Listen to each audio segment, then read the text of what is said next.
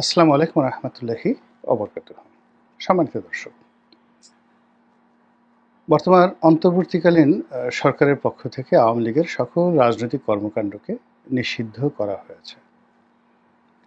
ছাত্র এবং জনতার গণ দাবির মুখে এই সিদ্ধান্ত নিতে সরকার বাধ্য হয়েছে, এরকম একটা দৃশ্য আমরা রাজপথে দেখতে পেয়েছি।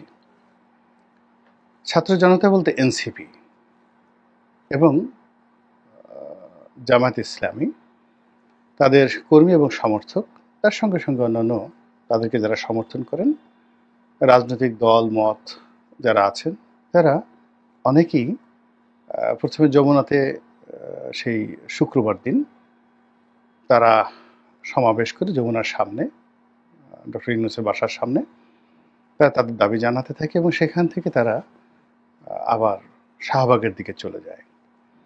তো যমুনা থেকে যেভাবে তারা শাহবাগের দিকে চলে গিয়েছিল এবং তাদের যে আরেকটি স্থান রয়েছে ঢাকা বিশ্ববিদ্যালয়ের রাজু ভাস্কর্য, সেখান থেকে আবার সম্মিলিত হয়ে বা একত্র হয়ে তারা শাহবাগের বিস্তীর্ণ এলাকা ঘেরাও করে। ভিতরে কত লোক ছিল তা আমরা বলতে পারবো না, তবে আমি যখন কালকে রাত 9:30 পর্যন্ত ঢাকার রাজপথে ছিলাম, টেলিভিশন টকশোতে গিয়েছি, তখন যেটা দেখলাম যে একদিকে কাঁটাবন, এখানে কাঁটাতারের বেড়া দিয়ে সেখানে বন্ধ করে দেওয়া হয়েছে। বিশ্ববিদ্যালয়ের ওই এলাকা তো বন্ধ আছেই এবং ওখানে কেউ ঢুকছে না। অপরদিকে মৎস্য ভবন, তাহলে কাঁটাবন থেকে মৎস্য ভবন, আবার এইদিকে ইন্টারকন্টিনেন্টাল শুধু নয়, পার হয়ে একেবারে বাংলা মোটর পর্যন্ত বন্ধ করে দেওয়া হয়েছিল। ভিতরে কারা গিয়েছেন, কতজন ছিলেন, হাজার ছিলেন, লাখ ছিলেন না কোটি ছিলেন, সেটি প্রশ্ন নয়, কিন্তু যে বিস্তীর্ণ এলাকায় কাঁটাতারের বেড়া দিয়ে অবরোধ তৈরি করা হয়েছিল, তাতে অবস্থার দৃষ্টে মনে হচ্ছিল যে কম করে হলেও 10 লাখ 20 লাখ লোক সেখানে জড়ো হয়েছিল। কিন্তু আমরা টেলিভিশনে যে খবর দেখেছি বা যেভাবে জনসমাগম দেখেছি, তাতে এটা কি 2000 ছিল না 2 লাখ ছিল, এটা যারা দেখেছেন তারাই এটা বুঝে নেবেন।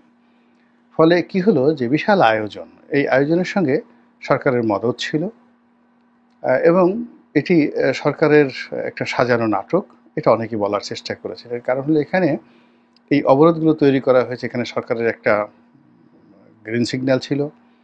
তারপরে যখন যমুনার সামনে ছাত্ররা জনতারা আন্দোলন করার চেষ্টা করলো, তখন সেখান থেকে তাদেরকে পানি খাওয়ানোর জন্য, তাদের উপর ঠান্ডা পানির ছিটা দেওয়ার জন্য সিটি কর্পোরেশনের যে মেহমানদারি, এটি এই বাংলাদেশে নজিরবিহীন ঘটনা। আবার সেখান থেকে ছাত্র জনতা কারো অনুরোধে বা যাকে বলা হয় স্বেচ্ছায় যেভাবে শাহবাগে এলো এবং তাদেরকে সম্মান জানানোর জন্য যেভাবে উপদেষ্টা পরিষদের জরুরি বৈঠক হলো এবং সেই বৈঠক থেকে যেভাবে তাদের দাবি দাওয়া মেনে নেওয়া হলো, এটা রীতিমতো নিদারুণ এক চিত্রনাট্য, অনেক সুন্দর একটা নাটক। কিন্তু জনগণ এই নাটক বুঝে গেছে যে এখানে কে লিখেছে, কারা লিখেছে বা কিভাবে এটা অভিনীত হয়েছে, এটাই হলো বাস্তবতা। যাই হোক, এখন কাগজে কলমে আওয়ামী লীগ নিষিদ্ধ, যারা আওয়ামী বিরোধী লোকজন তাদের উল্লসিত হওয়ার কথা, কিন্তু উল্লাসটা হচ্ছে না এবং এটা হবেও না। উল্লাস হবে আওয়ামী লীগের মধ্যে এবং সেটা হচ্ছে। এর কারণ হলো যখন বিগত দিনে 1/11 এসেছিল, সেই 1/11 সময়টিতেও জাতীয় পার্টি এবং জামাত সুবিধাজনক অবস্থানে ছিল এবং লক্ষ্য করুন যে এখনো কিন্তু জামাত এবং জাতীয় পার্টি সুবিধাজনক অবস্থায় রয়েছে। যেখানে রাশেদ খান মেনন, তারপরে হাসানুল হক ইনু সাহেবের মতো লোক, তাদের উপর যা কিছু হচ্ছে, সেই তুলনায় শেখ হাসিনার যদি সহযোগী কেউ থেকে থাকে তাহলে জাতীয় পার্টি প্রথম। সে তুলনায় জাতীয় পার্টি ভারতের তত্ত্বাবধানে এবং আমেরিকার তত্ত্বাবধানে সর্বোচ্চ ভালো অবস্থানে এখন আছে। আর জামাত, এখন জামাতের সবাই এক একজন সৌদি আরবের যে রাজপুত্র রয়েছেন মোহাম্মদ বিন সালমান, তাদের মতো তাদের জীবনযাত্রা এখন চলছে। তাদের ক্ষমতা আছে, জৌলুস আছে, আকর্ষণ আছে। তারা যেখানে যাচ্ছেন সেখানে ভন ভন ভন ভন করে সুবিধাবাদী যারা মাছি রয়েছেন তারা সেখানে উপস্থিত হচ্ছেন। তারা যা কিছু বলছেন সেগুলো অমীয় বাণী।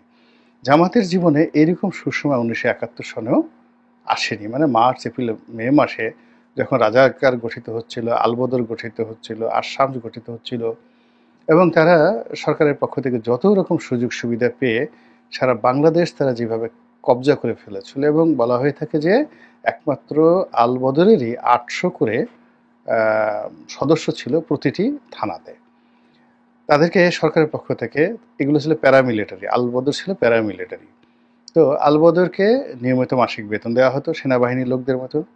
তাদের হাতে অত্যাধুনিক অস্ত্র ছিল এবং তারা ট্রেনিং প্রাপ্ত ছিল, যুদ্ধ করার জন্য ট্রেনিং প্রাপ্ত ছিল। এবং এই আলবদর বাহিনীকে সাহায্য করার জন্য আসাম ছিল এবং রাজাকার বাহিনী ছিল। আবার এই তিনটি বাহিনীকে সাহায্য করার জন্য বিভিন্ন এলাকাতে তারা শান্তি কমিটি গঠন করেছিল। এই শান্তি কমিটির তথ্য দিত বেসামরিক শান্তি কমিটি, তারপরে যা হবার তাই হতো সেখানে। তো তখন তাদের যে অবস্থা ছিল তার চাইতে এখন এই বর্তমান জামানাতে তাদের অবস্থা অনেক বেশি। এর কারণ হলো ওই সময়টাতে তাদের ব্যাপারে জনগণের ঘৃণা ছিল, ক্ষোভ ছিল, তাদেরকে নিয়ে জনগণের ভয় ছিল, আতঙ্ক ছিল। আর এখন যেটা হলো তাদের মধ্যে একটা অলিপ্ত অলিপ্ত ভাব রয়েছে, দেবত্ব দেবত্ব ভাব রয়েছে। এখন তারা সবকিছুই করছেন কিন্তু কোনো দুর্নাম নেই, বদনাম নেই। তো এই জামাতের তো আনন্দ হওয়ার কথা, কিন্তু শেষ পর্যন্ত জামাত আনন্দ করতে পারছে না। আওয়ামী লীগের দ্বারা সবচেয়ে বেশি ক্ষতিগ্রস্ত দল 15 বছরে বিএনপি। সর্বনাশ করে দিয়েছে বিএনপির মামলা মোকদ্দমা, এবং সেই মামলা মোকদ্দমা এখনো পর্যন্ত উঠেনি, চলমান। বিএনপিকে লোভ দিয়ে, লালসা দিয়ে বা কিছু সুযোগ দিয়ে এমন একটা জালের মধ্যে আটকে দেওয়া হয়েছে, ফলে বিএনপির যে সকল ধড়িবাজ, দুর্নীতিবাজ কর্মকর্তা ছিল, সামরিক, বেসামরিক, পুলিশ, প্রথম দফায় তাদেরকে বের করে আনা হয়েছে এবং বিভিন্ন পদ পদবি দিয়ে আবার এখন তাদেরকে টাইট দেওয়া হচ্ছে। এমন টাইট দেওয়া হচ্ছে যে অনেকের জান যায় যায় অবস্থা। তারপর বিএনপির যে সকল চাঁদাবাজ রয়েছে তাদেরকে আকৃষ্ট করার জন্য জেলখানা খালি করে দিয়ে একেবারে সমস্ত ক্রিমিনালদেরকে বের করে দেওয়া হয়েছে এবং এই সকল ক্রিমিনালরা বিভিন্ন এলাকা থেকে দখল নিয়েছে এবং তারা যে কাজটি করেছে, প্রথমত তারা বিএনপিকে তাদের সাবস্টিটিউট পাওয়ার হিসেবে তারা নিয়েছে, আর সেকেন্ডলি তারা আওয়ামী লীগের যে সকল ধনাঢ্য লোকজন রয়েছেন তাদেরকেও ওখানে এস্টাবলিশ করে দিয়ে একটা সাম্রাজ্য গড়ে তুলে পুরো এলাকাতে যে ত্রাসের এবং সন্ত্রাসের রাজ্য কায়েম করেছে, যার পুরো দায় দায়িত্ব BNP, but it is pre planned and well designed. এই গেল বিএনপির অবস্থা।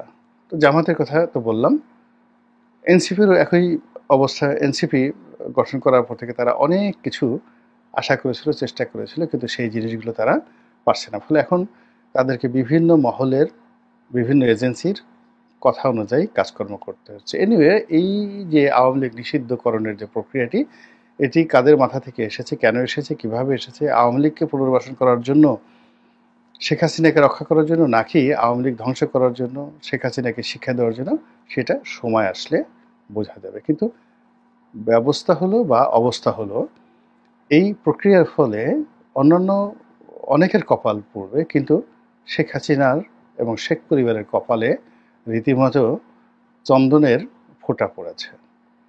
তাদের বৃহস্পতি এখন তুঙ্গে।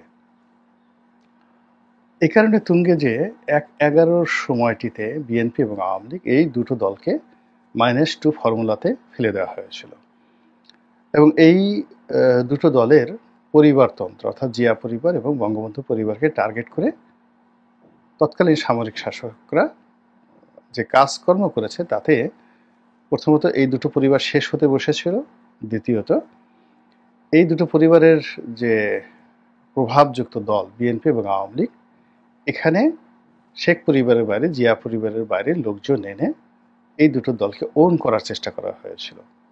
বিএনপি সংস্কারবাদী এবং আওয়ামী লীগের সংস্কারবাদী, যা নিয়ে প্রায় 1 বছর টানা হেঁচড়া চলেছে, কিন্তু শেষ হয়নি, সফল হয়নি। কিন্তু পুরো দুটো দলের মধ্যে যে কমপ্লেক্স তৈরি হয়েছে, আওয়ামী লীগ 15 বছর ক্ষমতায় থেকেও সেই কমপ্লেক্স থেকে এখনও মুক্ত হতে পারেনি।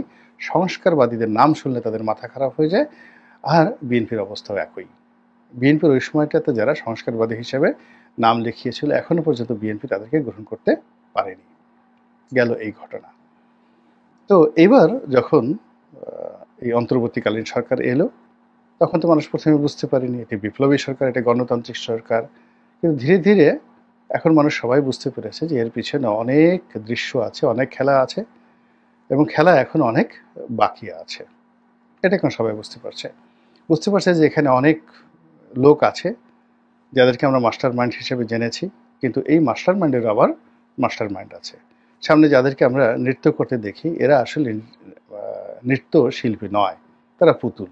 পেছনে আরও অনেক বড় শিল্পী রয়েছে, কলাকুশলী রয়েছে, স্ক্রিপ্ট রাইটার রয়েছে। তো এই অবস্থায় আরও একটি 1-11, আরও একটি -2, এই সকল বিষয়ে যে আলাপ আলোচনা হচ্ছিল, এই আলাপ আলোচনায় অতীতের অভিজ্ঞতার কারণে বিএনপি এবং আওয়ামী লীগ দুই দলের মধ্যে কিন্তু একটা ভয় ছিল। যেহেতু সবার আগে এখানে পরাজিত দল হিসেবে আওয়ামী লীগ সম্মুখে চলে আসছে, ফলে অত্যাচারের যে স্টিম রোলার তাদের উপর আসবে, তাদের উপর খড়গ চলবে এবং তাদের উপরই -1 প্রথম চালনা করা হবে, এবং সেভাবে কিন্তু সবকিছু এগোচ্ছিল। তো সেক্ষেত্রে ওই আগের মতো দুটো টার্গেট, আওয়ামী লীগকে রিফাইন্ড আওয়ামী লীগ করে সেখানে নতুন কাউকে বসানো, গ্রুপ অফ পিপলকে বসানো, এবং বিভিন্ন সময় বিভিন্ন নাম দেওয়া হয়েছে। অর্থাৎ Awami League will be owned by the another person or group of person control by the interim government. এটা হলো পরিকল্পনা। আর এখানে শেখ পরিবার, শেখ হাসিনা মাইনাস হয়ে যাবে অটোমেটিক। তো এটা নিয়ে আসলে আওয়ামী লীগের যারা নেতাকর্মী, তাদের মধ্যে এক ধরনের যাকে বলে আশা, নিরাশা, হতাশা ছিল। এবং আওয়ামী লীগ যদি আবার রিভাইভ হয়, সেক্ষেত্রে যারা সাধারণ নেতাকর্মী, লাখ লাখ কোটি কোটি নেতাকর্মী, তারা এখানে আসবে। আওয়ামী লীগের অফিস খুলে দেওয়া হলো,